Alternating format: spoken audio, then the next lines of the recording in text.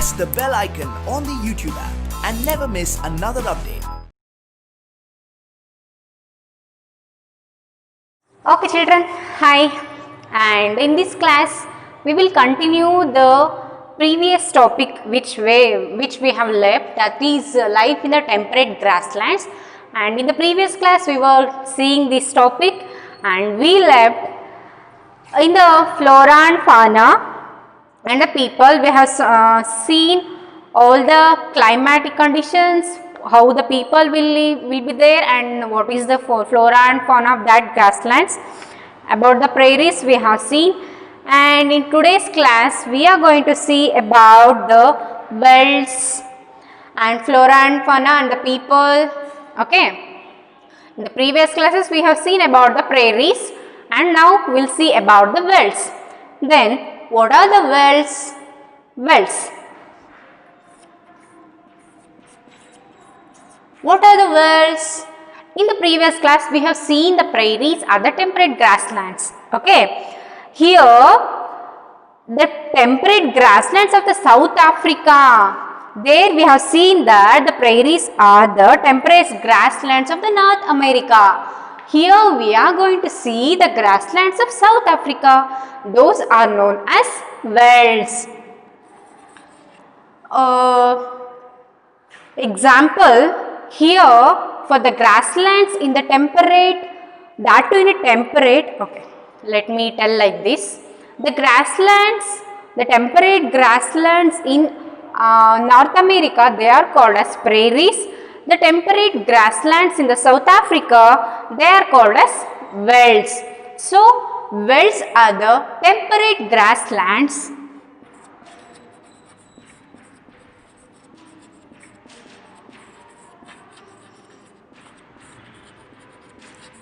in South Africa. So in this class we are going to see about the features of these velds and how do the people live and what is the flora and fauna of these velds, that is temperate grasslands of the South Africa. Okay, the veld name was given by the Dutch settlers. It was given by Dutch settlers. These are the first people to give this veld name to a temperate grasslands which are present in South Africa.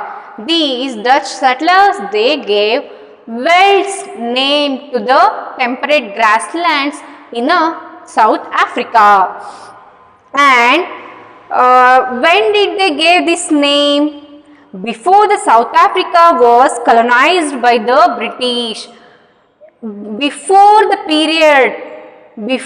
the South Africa colonized by the British, they gave this name. It means that earlier to the British period in the South Africa, they gave this name. Okay.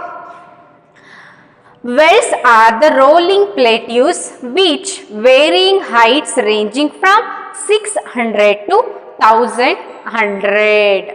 So these velds are the rolling plateaus. Okay.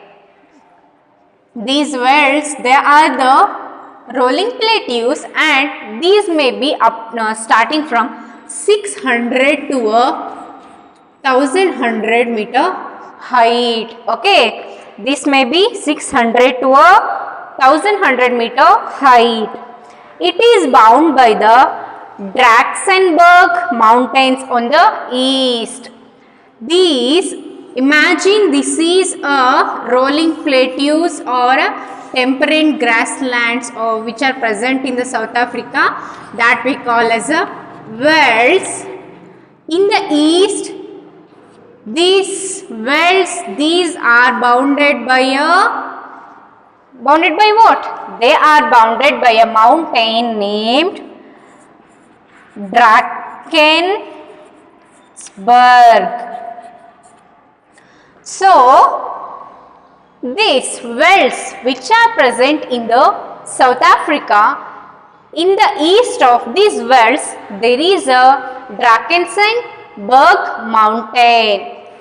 Okay, mountain in the east. To its west, to the west of this, to its west, what is there? We'll see, to the west of Kalahari Desert, we see here the Kalahari Desert. So, these temperate grasslands in South Africa, to the east of these grasslands or velds, there is a Drakensberg, and to the west there is a Kalahari Desert. Okay, see, here it is desert, here it is grassland, and here it is mountain. Such a nice place, right? Everything we can see here. Yes, on to the east.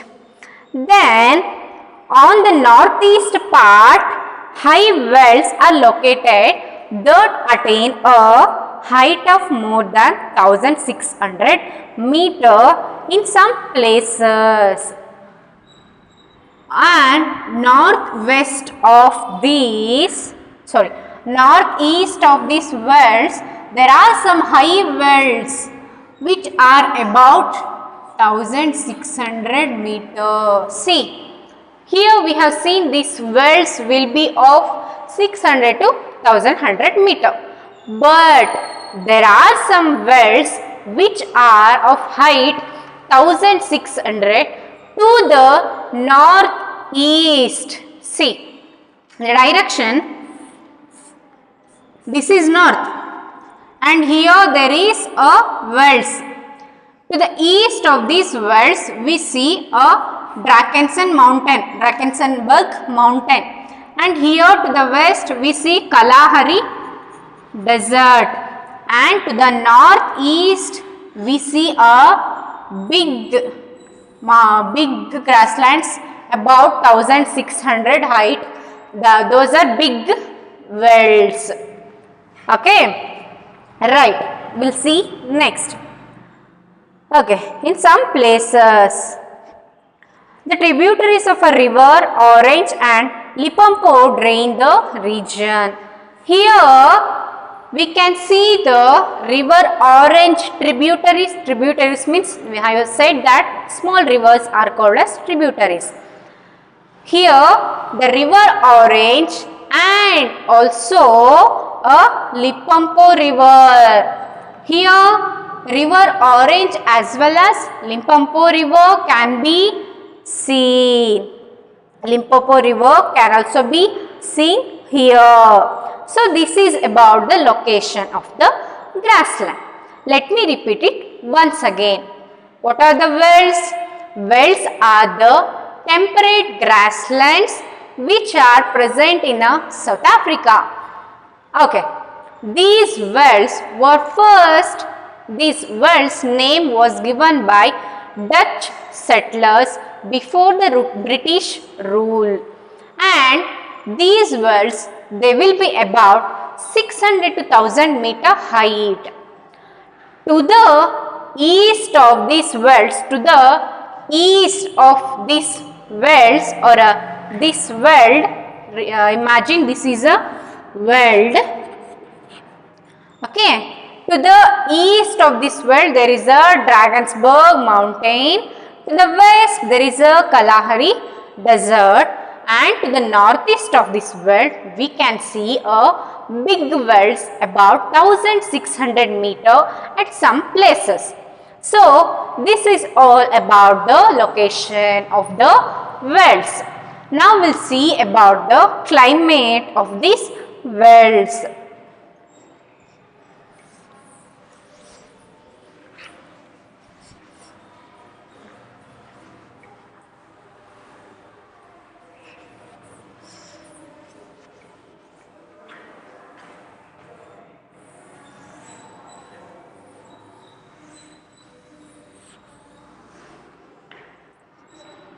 Climate of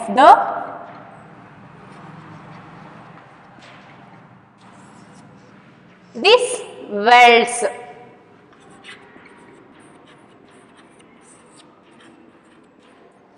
Okay, what type of climate we can see in the wells?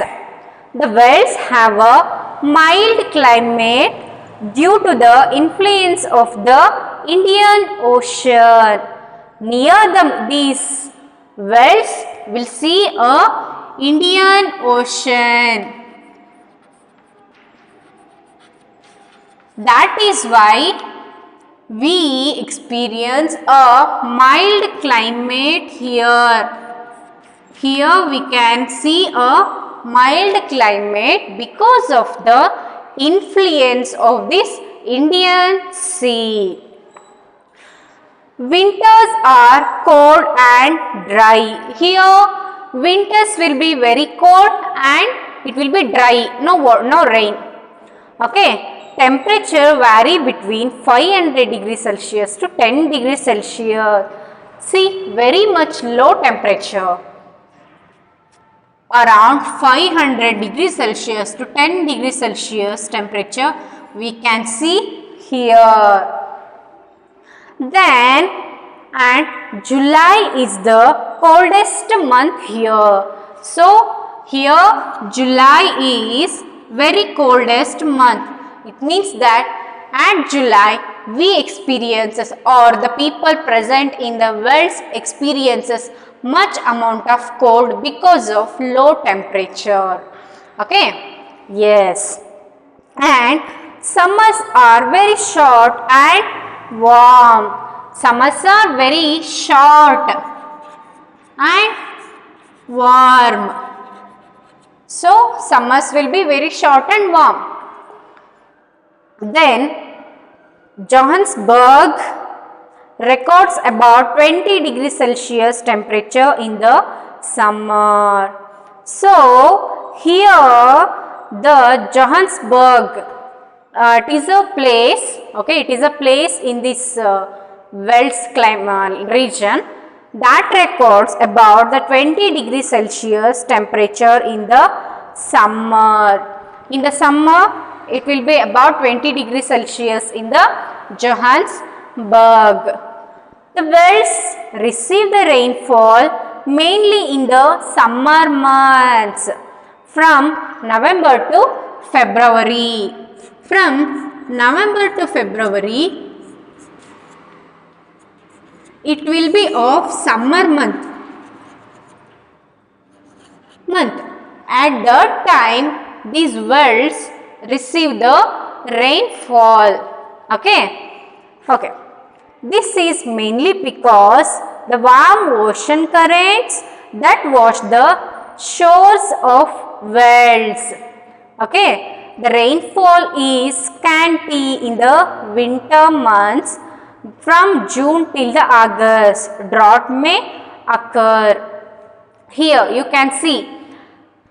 In the summer month, we see rain in the November to February in these wells. Why does that happen? Why does that rain will come in the summer month or it will rain in the summer month? Because of the ocean currents. Those ocean currents, they will move, they will wash the shores of the wells. Those ocean currents, they will move from the ocean to a shore part or a land part. That is why we experience or they experiences rain in the summer because of the ocean current which comes in the summer to a land surface. That is why they experiences a rain in the November to February in the summer month. Okay. Why will the rain happen in the summer month? Because of the ocean currents which will wash the shores. Okay. That is why their rain takes place. Okay. In the rainfall, if the rainfall is scanty in the winter month from June till August, drought may occur. In this winter month, if the rainfall is scanty, then drought may occur. Here in the winter month, if rainfall is scanty, then drought may occur. You know, scanty means lack of water, right? If rainfall is very less in the winter, then drought may occur. So, this is about the climate. Let me repeat it once again. These worlds, these are having a mild climate because of the Indian Ocean which is present near to these worlds.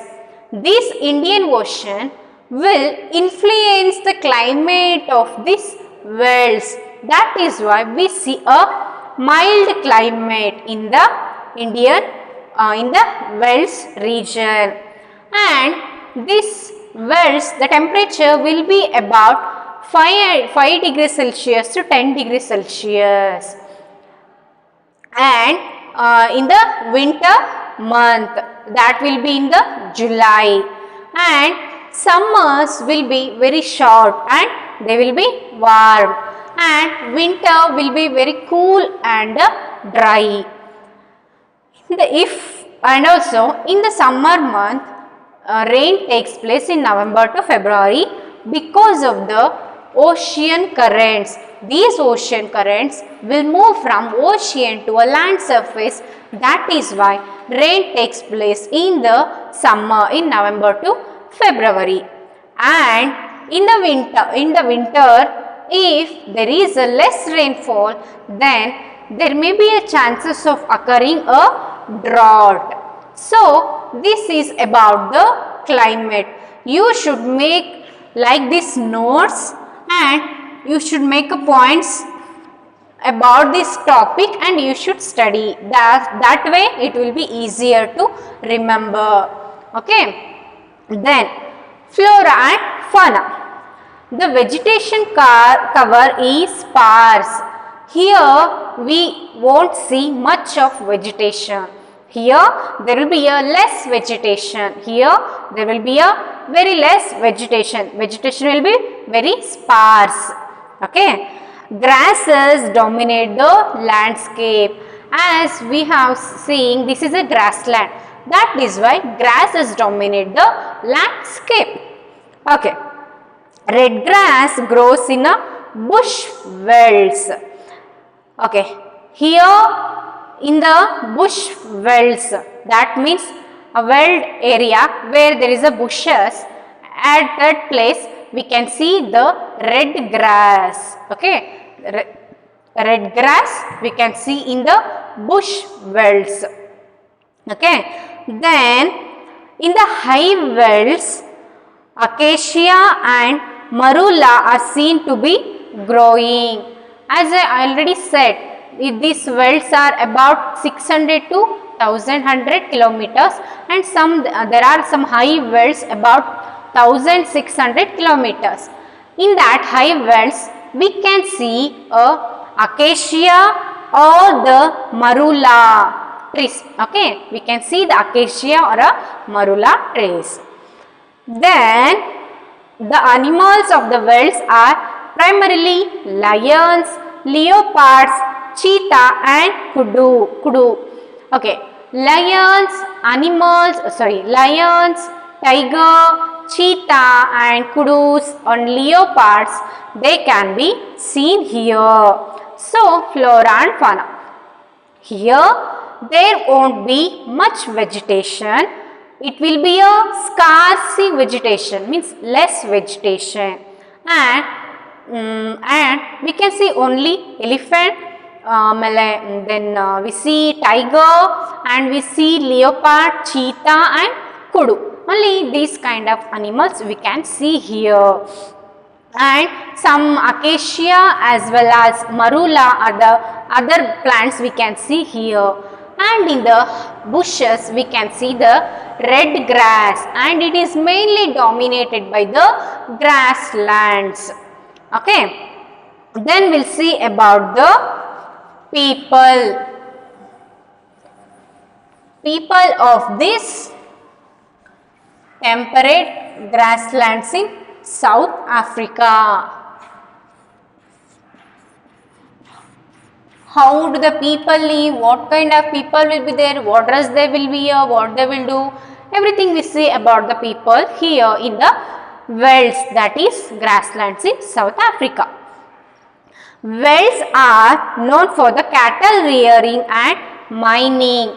This Velds area, they are famous for the cattle rearing and mining. Here, the people present in this area, they will rear the cattle and mining. So, this place is famous for cattle rearing and mining. So, this place is famous for cattle rearing and mining. Okay, the place of this veld, the region of this velds is famous for cattle rearing and mining. Okay, the soil are not very fertile in the velds due to the presence of discontinuous grasses exposing the barren surface. Here, as I already said, there will be a scarce vegetation. There will be a less vegetation. That is why the soil surface or the land will be barren. Barren means nothing will be there. Only a soil surface we can see here. That is why this land will be a less fertile, because less amount of the grasses, the soil surface will be exposed to the sun directly. That is why the soil will not be much fertile. Because of the because of the less fertility of this soil, we can see only a mining and the cattle rearing businesses, except that we cannot grow a good crops, much amount of crops, because the land is not fertile. Excuse me. Okay, I'm sorry. Then, however, where the land is fertile, crops are grown. So, in some places there is a fertile land too. Okay, this land, this Velds land, it is not fully fertile. At some places we can see the fertile land. At that place we can grow the crops. Okay, because of the less vegetation, the land area is directly exposed to a sun. That is why there will be a less fertility in the soil. But the places where there is a fertility, there we can grow some crops in that area. Where there is a grasses, the land below that grasses, it will be fertile. At that region we can grow some crops. Okay, the main crops are maize, wheat, barley, oat and potato. Here we can see the mainly maize, wheat, barley and potato. So, these are the four main crops we can see here: maize, wheat, barley and potato. I think you guys know maize, that is mekkejola, and it is wheat, godi, and barley, what we call same, like that, minor millets. Potato, you know, alugade. So, these are the main crops we can grow here. And cash crops like tobacco, sugarcane and cotton also grown. Cash crops means the crops which are grown to get the cash. Okay, those crops can be grown here, like cotton, sugarcane and groundnut can be grown. Tobacco, sugarcane and the cotton can be grown here. And sheep rearing is the most important occupation of the people. So, the people present here, what they will do? They will rear the sheep. So, sheep rearing is most important occupation of this people. And sheep is bred mainly for the wool and has given rise to the popular species, and the wool is very warm. Okay, why they will rear the sheep? Because of the wool purpose, means unne, to get the wool. Why do they want wool? Through the wool they can do the cloths, they can do some bed sheets, everything. So to get the wool they will rear the sheep here. Okay. Dairy farming is the next important occupation here. After this sheep rearing, they perform the dairy farming. After this sheep rearing, they will do the dairy farming activity. So, in this dairy farming activity, cattle are reared in the warmer and the wetter regions, and dairy products like butter, cheese are produced for both domestic supply and also for the export. Here cattle are reared in the warmer and the wetter region. Okay, in the region where there is a warm place and where it is some kind of where there is some amount of water or a wet soil, there we can rear the cattle. And the dairy products like butter, cheese and some other buttermilk, curd, etc., they can be used for a domestic purpose as well as export. So here they will rear the sheep for the purpose of wool, and excuse me, they will do this dairy farming to get the milk, butter and cheese for the domestic purpose as well as for the export purpose. The wells have a rich reserve of minerals. As I already said, the main thing is mining here, because these wells, they have a abundant source of these minerals. That is why mining is important aspect here. Iron and steel industry has developed where coal and the iron are present. Okay. Gold and diamond minings are the major occupations of the people in this region. See, here gold and diamonds can be taken, means they will get, we can get gold and diamonds from these mines. So they will do the mining and they will get the gold and diamond from these mines. That is the main occupation of these people there. Johannesburg is known for being the gold capital of the world. Johannesburg, it is known as a gold capital of a world. This is very important. It is a general knowledge question. That is, Johannesburg, it is a gold capital of the world, because here we get abundant amount of gold and diamonds, so we will mine them and we will get. That is why this Johannesburg, a city which is present in this Wales or South Africa, that we called as a Johannesburg, it is a gold capital of the world. Pure world, total world, it is a capital. For the total world, this Johannesburg is a capital because we get much amount of gold in this area. Okay. Kimberley is famous for its diamond mines. As this Johannesburg is famous for a gold, Kimberley, this is also famous for diamond. Okay. Okay, as this Johannesburg is famous for the gold, this Kimberley is famous for a diamond.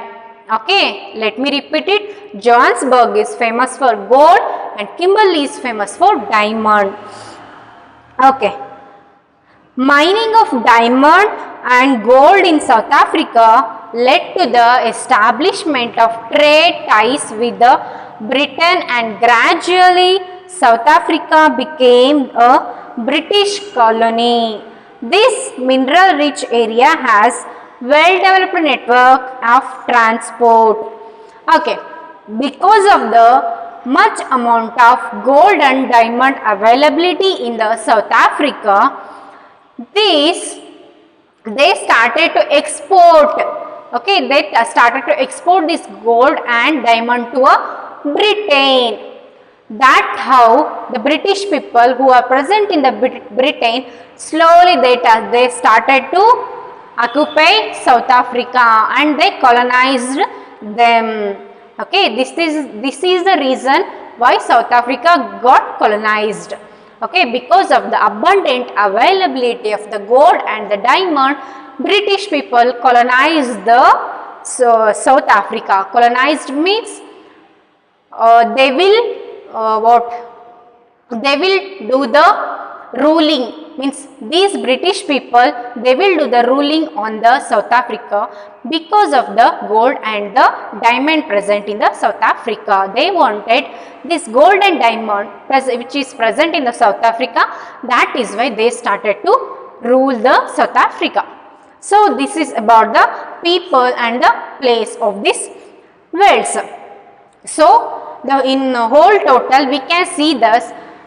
In the South Africa, a temperate grasslands, they are known as wells, and there we have seen in the wells, in the east part we can see a Drakensberg mountain, and in the west part we can see the Kalahari desert, and the northeast part we can see some big wells about 1600 meters, and these wells are about 600 to 1100 meters. And in these wells we can see a vegetation, like it will be a scarce vegetation, and we can see acacia or some marullo, and also vegetation will be very scarce, and also animals like elephant, tiger, lion, leopard, cheetah, like these animals can be seen here. And because of the less fertility, the main occupation here is mining and cattle rearing. Here they will rear the cattle to get the benefits like buttermilk, curd or a cheese, etc., and they will use for domestic purpose, and also they will export. And also they will do mining here. It may be of gold and or a diamond. Here we can get both gold and the diamond. That is why it is famous for the mining. Here this Johannesburg is famous for the gold. That is it is called as a gold capital of the world, and this Kimberley is famous for the diamond, that we call it as a diamond capital. Okay, so and we can see here maize, wheat, potato and barley crops. The land where in some lands where we can see fertility, there we can grow these kind of crops, and here the main occupations are cattle rearing and mining, and here the people will do a sheep rearing. That is the first thing for the purpose to get the wool, and then they will do the dairy farming. Okay, through the dairy farming they get what they need. Okay, so this is about the lifestyle of the people and the climate and the vegetation and the flora and fauna of the temperate grasslands in South Africa, that is called as wells. So we'll see about some do you know aspects in this part. Okay, we have seen everything. So we have seen that in the do you know, they have given the world name is given by the Dutch settlers before the British colonial. Before the British rule, the Dutch settlers had given the world names to these grasslands. So this is all about the grasslands, temperate grasslands. In the previous classes, we have seen the temperate grasslands in the North America, and here in the today's class we have seen the temperate grasslands in the South Africa. So this is about the climate, flora and fauna, and also people, everything about the temperate grasslands. So this was about the topic. Then we'll see in a further classes with a new topic. So till then, take care. Bye bye.